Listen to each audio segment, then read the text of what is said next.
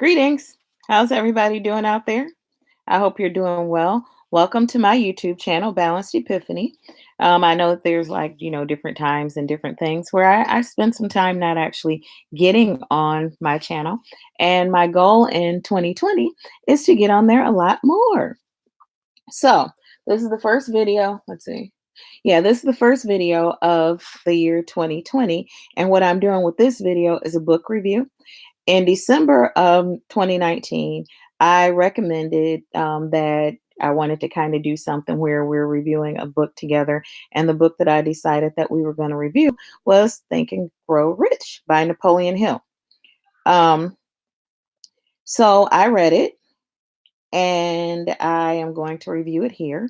Hopefully, you will. Sorry, hang on just a second. I'm sorry, trying to pull some stuff up. Hopefully, you will have read it too. If not, maybe this will give you some incentive to read it or whatever.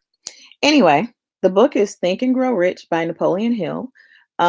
It's been published multiple times since 1937. The edition that I read, which is actually right here, I know this is going to be backwards, but right here, Think and Grow Rich by Napoleon Hill, was published in 2012. For those who don't know, Napoleon Hill was he's touted as one of the founders for motivational literature. He's a respected business consultant to political and business leaders. So, where better to get information from, right? So now that I've given you that little bit of background about him, a little bit about what the book is about. So the purpose of the book, according to the backdrop, is to teach ordinary people how to achieve greatness in today's world. What's interesting is, remember, I told you it was first written in 1937, yet the principles still apply today. So I thought that was really interesting.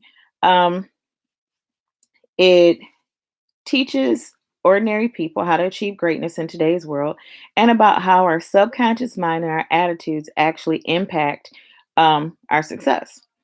The secret was brought to Mr. Hill by Andrew Carnegie, and he spent 20 years, he meaning Napoleon Hill, spent 20 years reviewing and learning and studying this information and its impact that it's had on some well known people, including Henry Ford, John D. Rockefeller, Arthur Nash, Theodore Roosevelt, Wilbur Wright, just to name a few people. The list went on and on and on and on and on.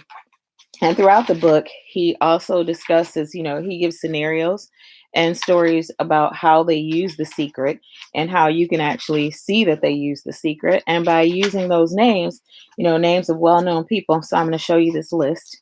And I don't know if you'll be able to see it or not, and it's backwards. But there is a list right there of people who have used the secret. So it's a very long list. And it's not the secret as in the secret from the book. However, what I have noticed is with a lot of books that I've read, they're talking about the same things. Anyway, let's get to the meat of the book. There's 15 chapters. It's about 200 pages.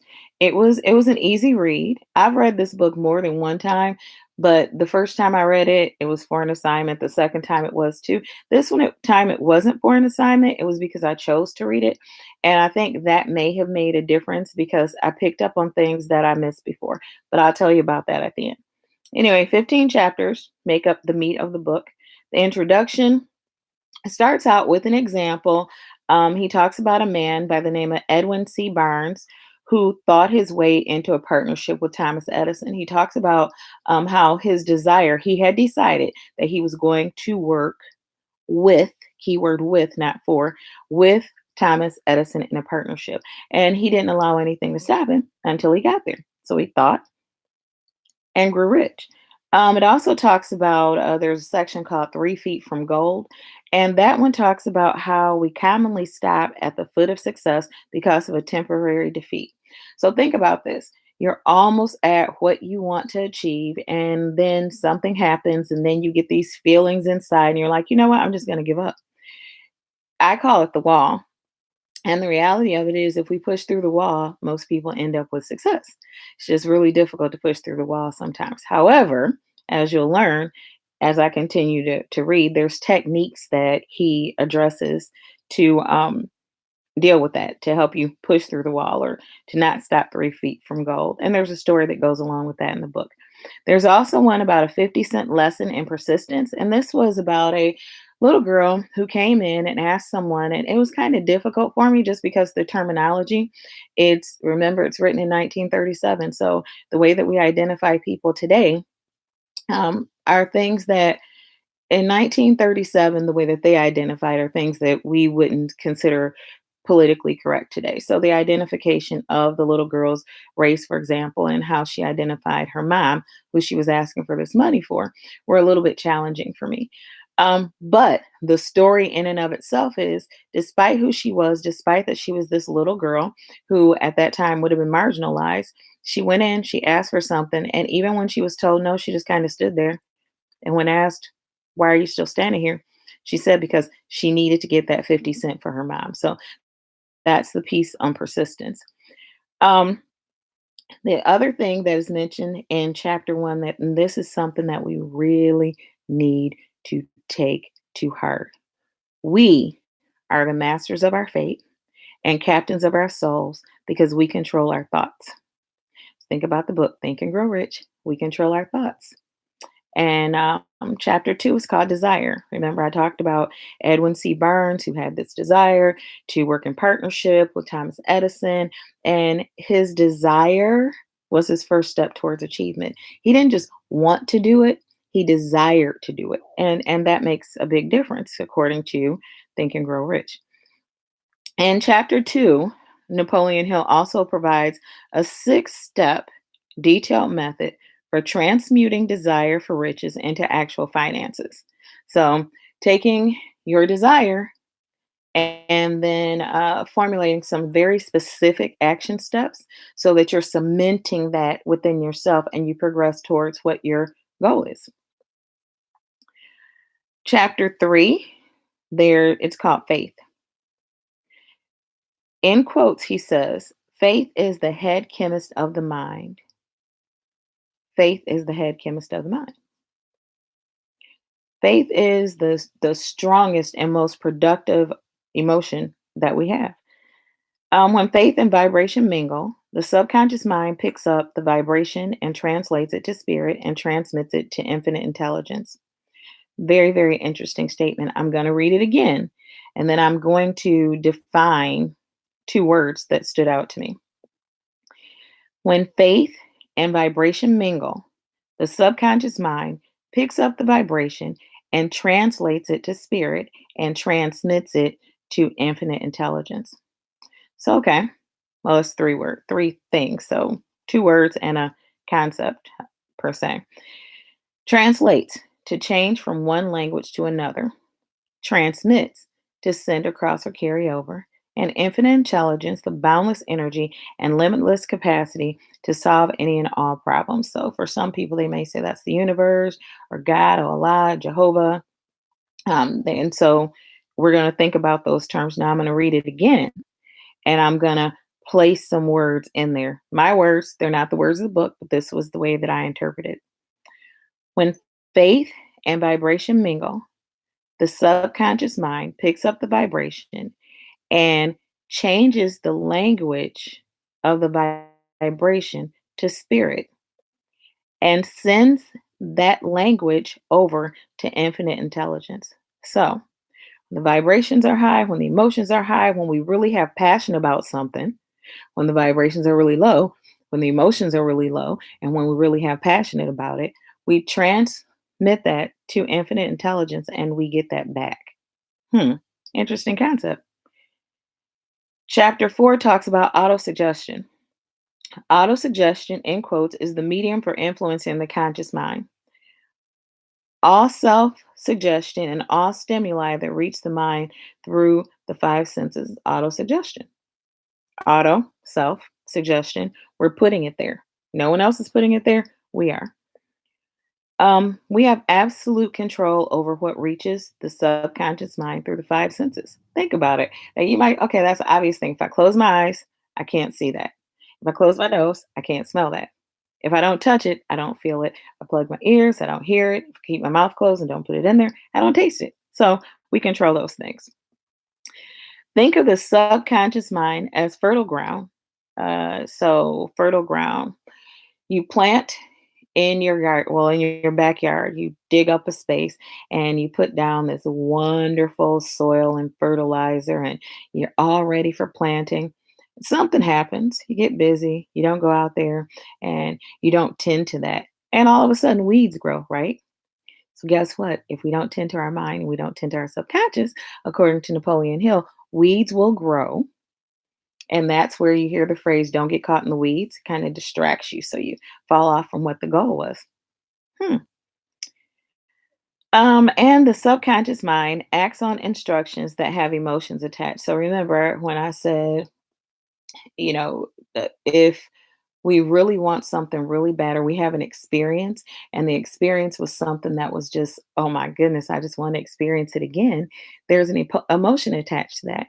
And that right there is what the subconscious mind acts on, according to Napoleon Hill. Chapter 5 talks about specialized knowledge. So there's generalized knowledge and there's specialized knowledge.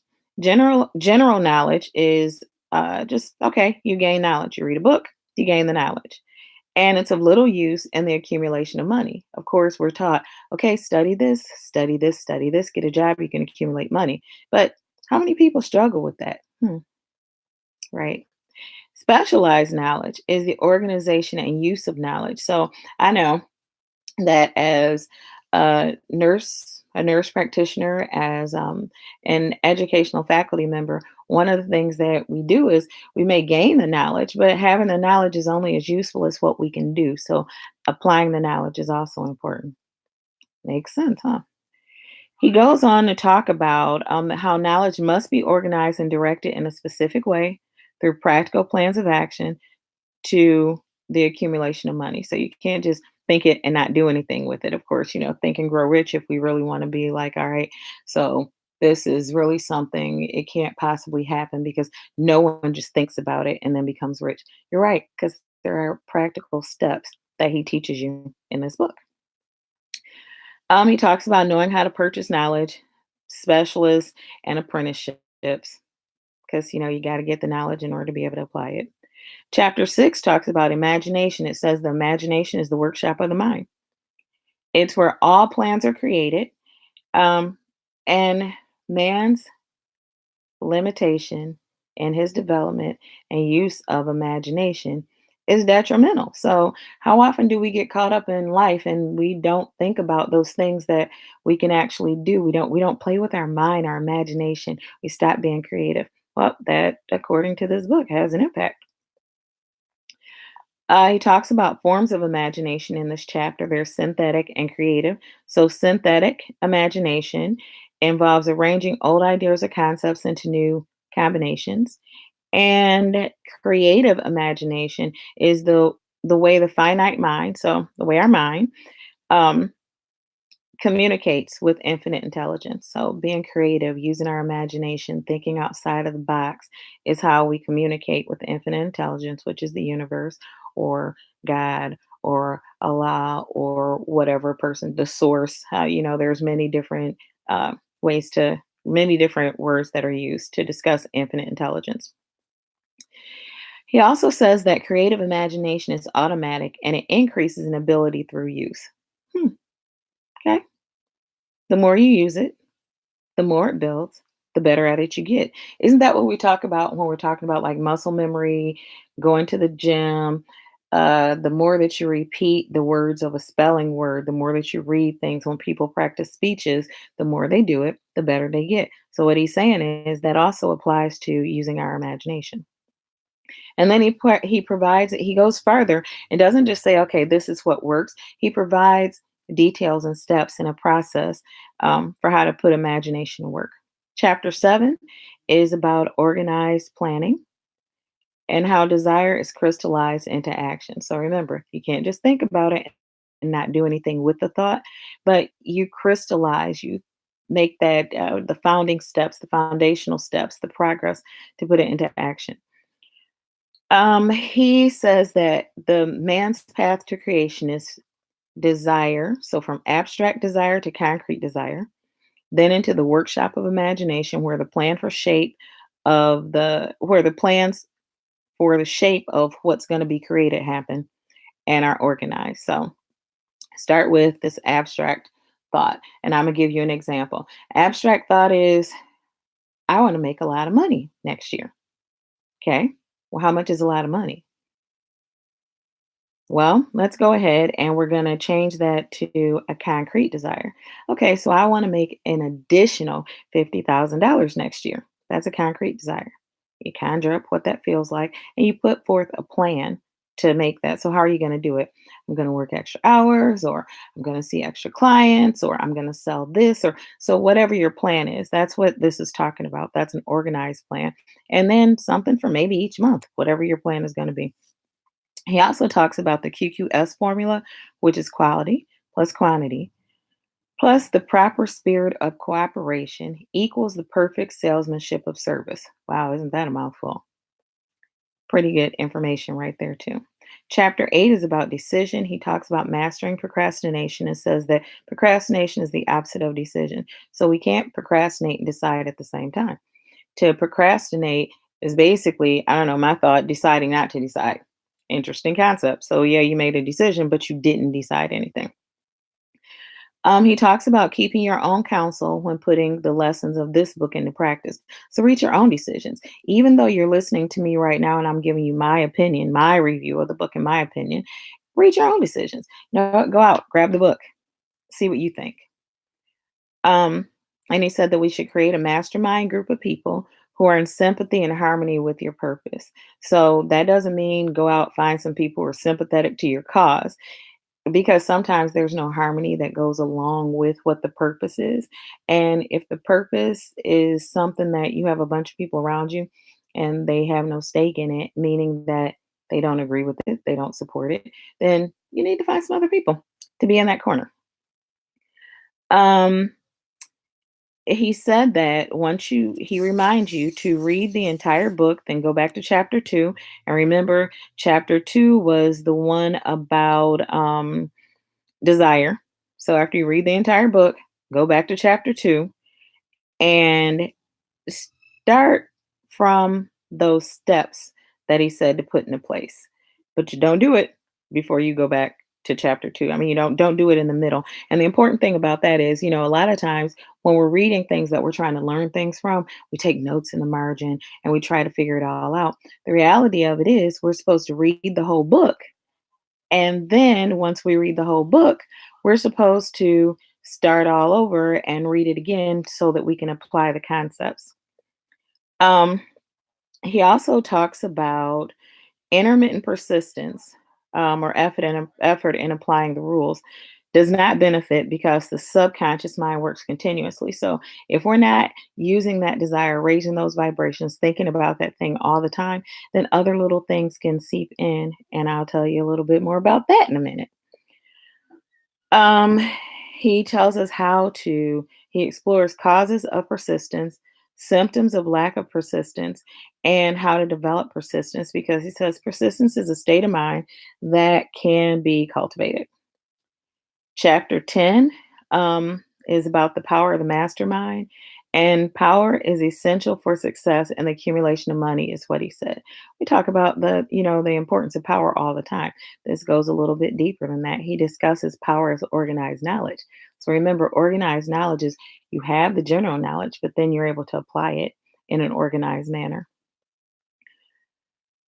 He examines sources of knowledge, so infinite intelligence, accumulated experiences, and experiment and research, and says that knowledge can be converted into power by organizing it into definite plans and by expressing the plans in terms of action.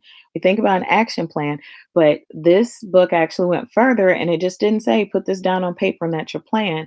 What he talks about is including your whole mind, body, and spirit in the plan. Uh, the mastermind, because we talked about a group of masterminds that have a sympathy and work in harmony with what your goal is. So, what's a mastermind? According to Mr. Hill, a mastermind is a coordination of knowledge and effort in a spirit of harmony between two or more people for the attainment of a definite purpose. So, that's mastermind. Those are the people that you want to look for in your circle or your group. What really stood out to me in that is we always have those people that we think should be in our group or circle and that we want to be in our group or circle, but sometimes those aren't the ones that are supposed to be there because they don't have that sympathy or harmony for whatever your cause is. So let's see. Chapter 11, The Mystery of Sex Transmutation. Interesting. How did that get into this book? Remember, mind, body, and spirit. Transmute meaning changing or transferring one element or form of energy into another. So he talks about here that the mind and the thought of physical expression, as in sex, can be transmuted into thoughts of another nature. Talks about three constructive potentialities behind the emotion of sex: perpetration or perpetuation, as in to make or continue. Think about reproduction. That's one of the reasons. He talks about maintenance of health and the transformation of mediocrity into genius through transmutation. So, a lot of people, wait, let me see if I made this note. Yeah, let me keep going. Hold on. He says that there are 10 mind stimuli, the stimuli that the mind responds to most freely, and that those 10 things are love, sex expression, power, music, autosuggestion, fear, substances. Substances meaning like alcohol and narcotics and other drugs. And there were a few more, but you get it. He says that sex desire is one of the most powerful human desires, and that this physical desire can be transmuted to be used as a powerful creative force. When you think about physically, it can be a powerful creative force, but the thought starts in the mind. Interesting. Talks about the sixth sense in this chapter, which is creative imagination, where genius is developed, comes from infinite intelligence, subconscious mind, the mind of some other person who has released a thought, or another person's subconscious storehouse. So just by being around people, and you think about it, you've been around people, you come around someone, and their vibration feels a little bit off, and you can that can jump on you, and then your vibration feels a little bit off throughout the day. So right now it seems to make sense, right? He provides some examples of men who, it was biographies of a few men who are known for their outstanding achievement and their highly sex natures. And those men some of the examples he gave were George Washington, Napoleon Bonaparte, William Shakespeare, Thomas Jefferson, and Enrico Caruso. There are some more in there, but of course, I didn't go into all of them. And he encourages the reader to search, seek, try to find a man in all of history of civilization of the world who achieved outstanding success, who was not driven by a well-developed sexual nature. So yeah, it's not graphic at all. So don't be afraid of that. It's just the whole idea that okay, that's a strong driving force. So if we take the energy, the thought that people put into that and transmute it into this creative concept and bring that into the desire to make money or abundance, we can get there. Um, he also says that this is a reason why men seldom succeed before the age of 40. And it's interesting because I've heard of like so and so 40 under 40, and it's like an award. And I always wondered what the significance of that was. Now it makes me want to look up the history of who came up with this 40 under 40 and what secret did they know. Chapter 12 is the subconscious mind. It says the subconscious mind is the connecting link and it never stops working. We can't control it entirely, but we can voluntarily hand it any plan, desire, or purpose that we want transformed into concrete form. So, and then think about it. We've already been told to use it, use it, use it, use our imagination, use our imagination, use our imagination, because the power of autosuggestion would cement it into our brain. In this chapter, he reminds the reader to consider the instruction that was given in chapter 2. Notice he keeps going back to that desire, chapter 2. He talks about the 7 major positive emotions: desire, faith, love, sex, enthusiasm, romance, and hope, and 7 major negative emotions: fear, jealousy, hatred, revenge, greed, superstition, and anger. He says that there will come a time when false teaching will have disappeared and man will attain the true status as a child of infinite intelligence, and that some have done it while others haven't. but that some have. Interesting. He talks about the subconscious mind and how it translates prayer into terms that the infinite intelligence can recognize. So, a lot of times, what we do is we go ahead and we pray. Well, infinite intelligence recognizes that, and that's part of the way that we can make what we want to happen, is what he's saying here. And in this case, of course, is growing rich. Chapter 13 talks about the brain and says that the brain is like a radio station for thought. It broadcasts and receives vibration through the etheric plane or through the ethers. Think about that vibration or that feeling of something, and you just can't describe, okay, why is this there? Oh, I see that person over there. I don't want that energy. Or people say keep that same energy. That's what this made me think about. He said that emotions can either raise or lower vibrations. As I said earlier in this video, emotions with thought, if it's a sad emotion, that's a lower vibration and it'll lower your vibrations, but it'll still bring whatever you're looking for to come to you because it's charged with emotion. And if it's a higher thing, an exciting thing, a happy thing, then you get that too. Pay attention to your own life, and if you were thinking, oh my goodness, this is going to be a great day, those things that may have impacted your thought process about it suddenly don't have the same impact anymore. He reminds us that we are controlled by forces that are unseen and intangible, and those vibrations. He used the depression to illustrate how an unseen thing controlled the way that controlled human behavior. He brings up telepathy and clairvoyance. And I know for some people, those are things that, okay, it's not real. But he talks about a specific Professor Ryan and his associates at Duke University who performed tests. He has reference to a Harper's magazine. It doesn't list when it was published.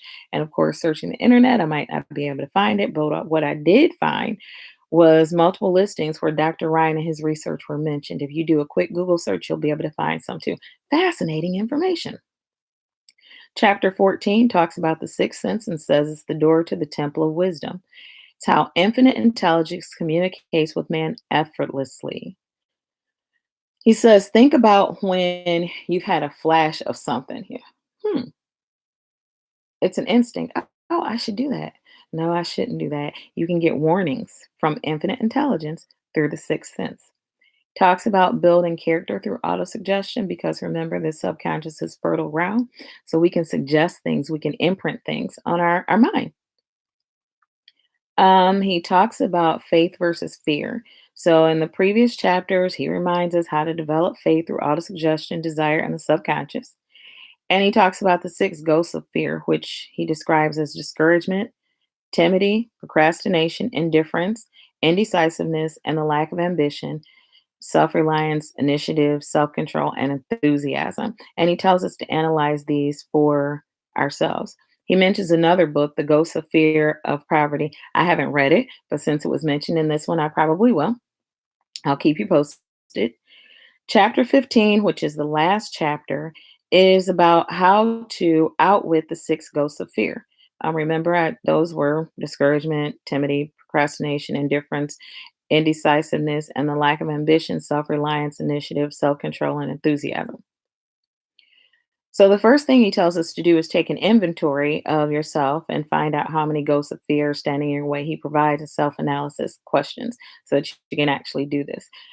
My thought is, I'm going to do this and I'm going to use a journal and answer those questions so I can see where I sit. The purpose of the chapter is to turn attention to the cause and cure of the six basic fears. And he says that indecision is the seedling of fear. So think back to chapter 8 about decisions, and indecision crystallizes doubt. Hmm. To not to decide is to decide to be indecisive. Yeah. He says that the six basic fears can be hidden in the subconscious and that every human suffers from them at some time. They are the fear of poverty, the fear of criticism, the fear of ill health, the fear of the loss of the love of someone, the fear of old age, and the fear of death. He also says that there is a basic evil, and that basic evil is susceptibility to negative influences. I don't know how many times I've heard people say, I'm going to get off Facebook, or I'm going to get off this because it's just too negative for me. That is actually, if a person thought about it, a realization of their own susceptibility to the negative that they're seeing in their timeline. Hmm, good information to know. Um, and he tells us to protect ourselves. So then how do we protect ourselves? Well, guess what? He gives some answers about how to protect yourself from negative influences. And I'm going to close with those before I give my conclusion. My conclusion. He says, recognize willpower and use it. He says, recognize the susceptibility to all suggestions that harmonize with your weaknesses. He says, recognize negative influences often work through the subconscious mind. So, scrolling, looking at something on television, and absorbing that is a way that it could work through the subconscious mind. He says, clean out the things that do not serve you. Literally, if you got a lot of stuff in your place, you got letters, books, things that you're not using, clothes, whatever it is, get rid of it. He said, seek people who pour into you by influencing you to act.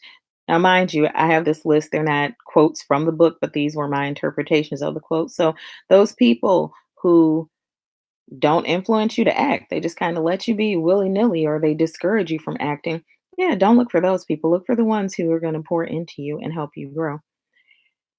Do not expect trouble. That's if you get up and you think about something, oh my goodness, today's going to go like this, or I better keep this Tylenol in the house or whatever it is, just in case of emergencies. Don't think about just in case of emergencies. Don't think about an excess of funds as an emergency funds. Just think about, I have this abundant bank account. Different spin on the same thing. And the seventh one is help people who want to see themselves as they are. So as you begin to see yourself as who you are, help other people who want to do the same thing. Remember, there's this law of reciprocity of the universe. What you put out is what you get back. So now that I've gone through all 15 chapters, what did I think of the book? I thought it was a very good book. Um, I can see where it's completely applicable to now. It's amazing that even though I read the book multiple times before, when I read it this time, I read it differently. I didn't take any notes. So everything that I have right here that I'm looking at, I went back after I read the book and then pulled some stuff out specifically so that I could do this video. Um, Before I focused on what I call the hard lines. That was the stories of people mentioned as the people and not really the stories. What I mean by that is I may have focused on, oh, this man wanted to work with Thomas Edison. What's this man's name? How can I look him up? Where can I find his information? But I didn't really focus on the story. This time I focused on the stories, the actions. What are my plans going forward? To actually read the book again, take out those action steps and begin to follow those action steps and put them in my life. So that's it. I have now given my personal review. I encourage you to, if you're interested, grab the book and read it yourself. There's multiple copies of it. If you want to talk about it, I'm actually going to put this up on my public page on Facebook. I may link it to my Instagram, and I may link it to my Twitter account. Who knows where it'll be? Maybe LinkedIn. But I encourage people to read this book, make your own decisions about it. In fact, you know what? I encourage you to read it, but I also encourage you to make your own decision about whether or not you should read it based on my review or not. All right, that's it for today. Peace and love. See you guys later.